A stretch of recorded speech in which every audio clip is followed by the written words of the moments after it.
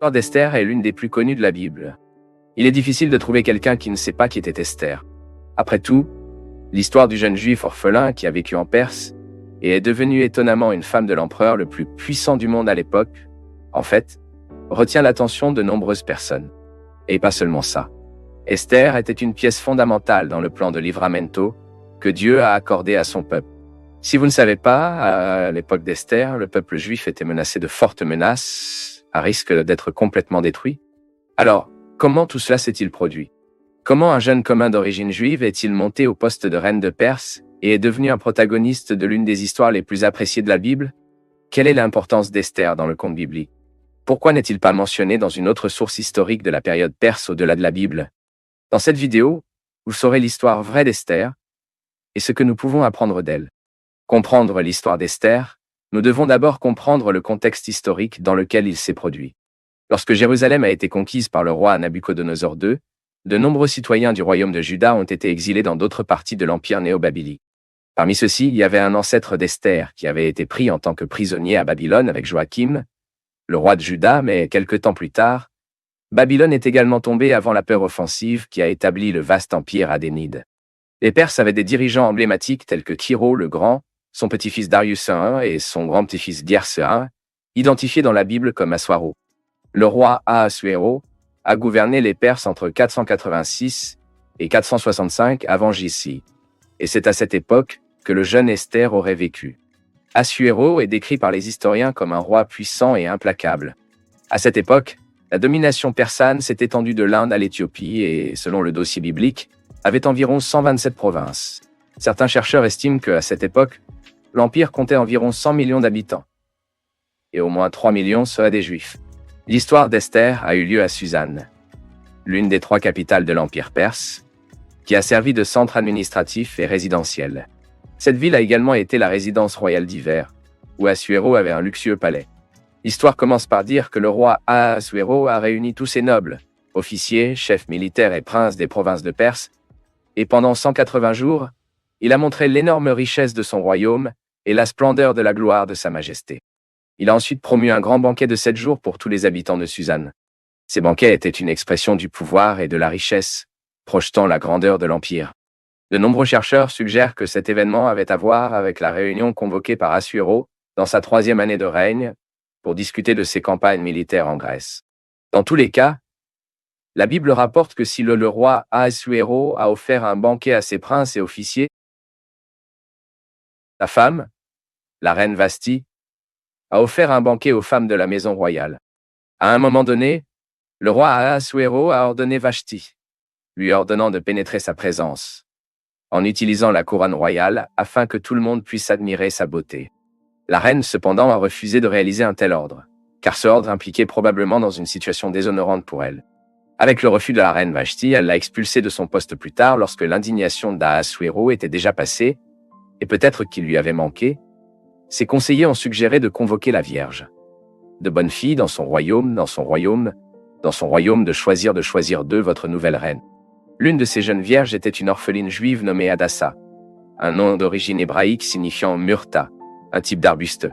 Hadassa était la fille d'Abiaël et a été élevée par son cousin Mardochée, un homme de la tribu de Benjamin, fils de Ger, petit-fils de Simée et grand-petit-fils de Kis. Hadassa était également connue sous le nom d'Esther, probablement son nom persan. Nous pouvons dire qu'elle vivait entre 2 mondes très distincts, sa création juive et la société païenne de Suzane, dans laquelle elle a dû vivre. Il est possible que le nom d'Esther soit dérivé du mot persan à la star, mais certains chercheurs suggèrent que ce nom est peut-être lié au nom de l'étoile de la déesse, une ancienne divinité babylonienne. Dans le texte biblique, Esther est décrite comme une femme très belle et attirante, au point d'être racontée parmi les plus beaux jeunes de tout le royaume, et a choisi de se présenter comme l'un des candidats devant le roi. Esther a subi un type de traitement de beauté pendant 12 mois. Après cette période, Esther a été dirigée par l'un des eunuques à la présence d'Ahasuero. Les jeunes femmes ont été emmenées au roi et ne lui sont plus retournées, sauf si le roi en a aimé et l'a appelée par son nom. C'est ce qui est arrivé à Esther. La Bible il dit que le roi aimait plus d'Esther que toutes les femmes, et elle l'a atteint en faveur et en bienveillant plus que toutes les vierges. Le fait qu'Esther ait atteint la faveur devant le roi signifiait qu'elle avait obtenu le goût nécessaire pour survivre à courte persion. De toute évidence, c'était le résultat de la providence divine. Ainsi, Esther a été couronnée reine au lieu de Vasta, et le roi Assuar a donné une grande fête à tous ses nobles et officiers. Le dépôt de Vaste s'est produit dans la 3e année du règne du roi de l'Assemblée. Esther, en revanche, a été emmenée au roi l'assurance au cours de la 7e année de son règne.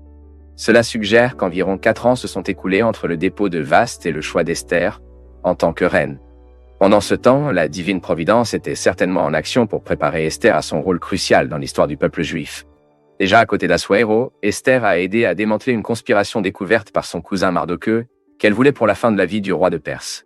Cependant, de façon inattendue, le texte biblique change l'objectif de l'histoire pour promouvoir un homme nommé Aman, Agagita, qui était un important ministre de l'empire de l'Agrénide. La description d'Aman en tant qu'Agagite suggère une origine amalékite possible, un peuple ancien qui était l'ennemi mortel des Israélites.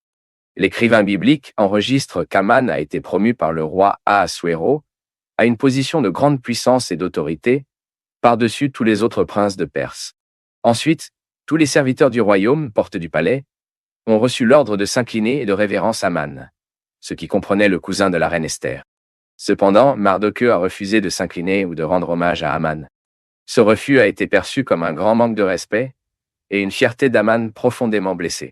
Cependant, la colère d'Aman contre Mardochée est devenue non seulement personnelle, mais ethnique. Il a décidé que ce ne serait pas suffisant pour punir juste Mardochée. Au lieu de cela, il prévoyait de tout détruire juif de l'Empire perse. Aman a persuadé le roi Ahasuéro de délivrer un décret pour détruire, tuer et anéantir tous les juifs, jeunes et vieux, femmes et enfants, en une seule journée, offrant une grande somme d'argent pour le trésor royal comme incitation. Le roi, faisant confiance à Aman, lui a accordé l'anneau royal pour sceller le décret, qui a été envoyé à toutes les provinces. Mardochée a dit à Esther le terrible plan d'Aman et lui a demandé d'intercéder devant le roi. La reine Esther ne pouvait pas entrer en présence du roi sans être appelée, car cela signifierait mettre sa propre vie en danger. Ensuite, Mardochée a souligné à Esther que Dieu, dans sa providence, aurait pu orchestrer tous les événements de sa vie pour la mettre exactement dans la position où elle était, afin qu'elle puisse agir en faveur des Juifs. Il convient de mentionner que jusque-là, le roi ne savait pas que Esther était d'origine juive et, par conséquent, il ignorait que, persuadé par Aman, il avait décrété l'extermination de la sienne, les gens de votre reine. Face à la situation délicate, la reine Esther a exhorté tous les Juifs à jeûner pendant 3 jours. Elle risquerait et entrerait dans la présence du roi. 3 jours plus tard, Esther l'a fait avec ses vrais costumes et est entrée dans la cour intérieure de la maison du roi. Le doux assis sur son trône a vu Esther s'arrêter dans la cour et étendu le sceptre d'or dans sa main en faveur d'Esther, lui permettant de s'approcher. Le roi a demandé ce qu'elle voulait et lui a dit qu'elle lui donnerait même la moitié de son royaume. Esther, agissant avec beaucoup de sagesse, a juste invité Siéro et Aman à une fête qu'elle avait préparée.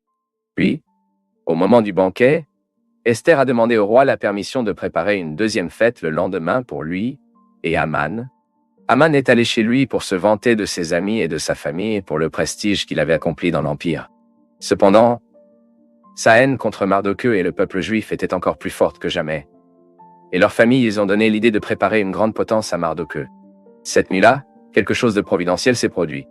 Le roi ne pouvait pas dormir et a demandé aux enregistrements du royaume de lui être lus. La lecture comprenait l'histoire de la façon dont Mardochée avait sauvé la vie du roi en dénonçant le complot qui mettrait fin à sa vie. Il est vraiment remarquable que cela se soit produit juste au moment où Aman prévoyait de demander au roi la permission de suspendre le cousin de la reine Esther. Le roi a posé des questions sur la récompense de Mardochée pour cela. Et quand il a découvert qu'il n'avait pas été récompensé, il a demandé à Aman, sans parler du nom de Mardochée, d'honorer l'homme que le roi voulait honorer. Aman, pensant que le roi se référait à lui-même, a suggéré une célébration élaborée. Mais pour sa grande humiliation, il a été contraint d'honorer Mardochée publiquement. Après l'honneur, Aman est rentré chez lui très ennuyeux. Cependant, dès que les officiers de l'Assuéro devaient le chercher pour le deuxième banquet promu par la reine Esther. Dans cette deuxième fête, Esther a révélé au roi qu'elle était juive et que tout son peuple avait été condamné à mort à cause d'un complot d'Aman.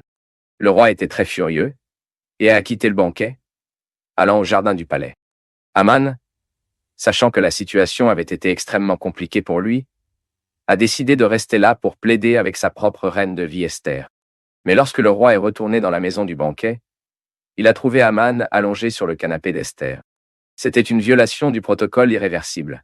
car le roi a compris qu'Aman avait tenté de violer la reine de Perse. Ensuite, les domestiques du tribunal d'Aléro ont compris que c'était la fin de l'Énine d'Aman et a couvert son visage. Parfois c'était une coutume entre les Grecs et les Romains pour couvrir le visage d'un condamné à mort, mais parmi les Perses c'est la seule référence de cette coutume. En tout cas, Aman a été pendu sur la force même qu'il avait préparée pour Mardukil. Comme le roi ne pouvait pas revivant du décret précédent, la reine Esther a pu faire la publication d'un nouveau décret, donnant aux Juifs le droit à l'autofense et à détruire, tuer et anéantir quiconque les a menacés. En conséquence, les Juifs ont tué leurs ennemis et exterminé la maison d'Aman. Même la reine Esther a obtenu l'autorisation d'Ahasuéro pour s'étendre pour un autre jour à Suzanne. Peut-être dans une indication qu'il y avait dans cette grande ville de haine contre les Juifs. En tout, plus de 75 000 ennemis du peuple juif ont été tués. Bien que le deuxième décret ait permis aux Juifs de piller les marchandises de leurs ennemis, ils n'ont pas recueilli leur butin.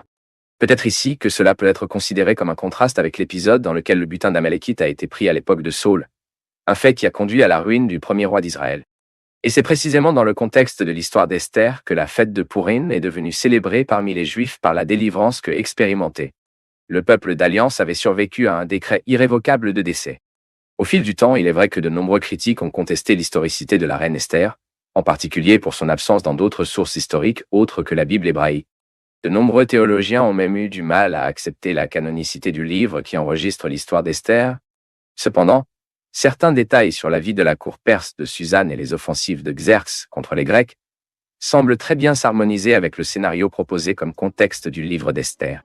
Par conséquent, la position la plus conservatrice de ce livre reste que l'histoire d'Esther n'est pas une fiction, mais un dossier historique, et que l'absence d'Esther dans d'autres sources peut s'expliquer, entre autres, car elle n'était pas la mère de l'héritier du prince de Xerxes, mais c'est un thème légèrement plus complexe, avec plusieurs arguments en faveur et contre l'historicité de Esther, et si vous le souhaitez, je pourrais faire une vidéo.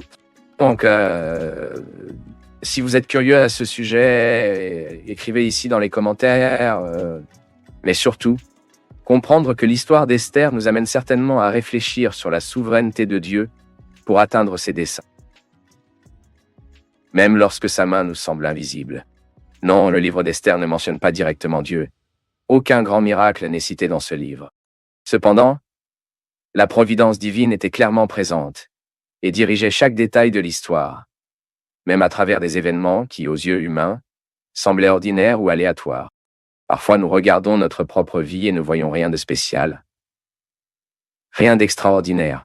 Parfois, le silence de l'action de Dieu dans notre histoire personnelle est difficile. Mais la vérité est que la providence de Dieu continue d'agir, malgré notre méfiance ou capacité de perception. De plus, l'histoire d'Esther nous apprend sur l'importance de faire confiance à Dieu, même si cela met notre propre vie en danger, et que nous devons prêter attention au fait qu'il est nécessaire d'agir judicieusement, toujours en intercédance de Dieu, afin qu'il dirige nos actions.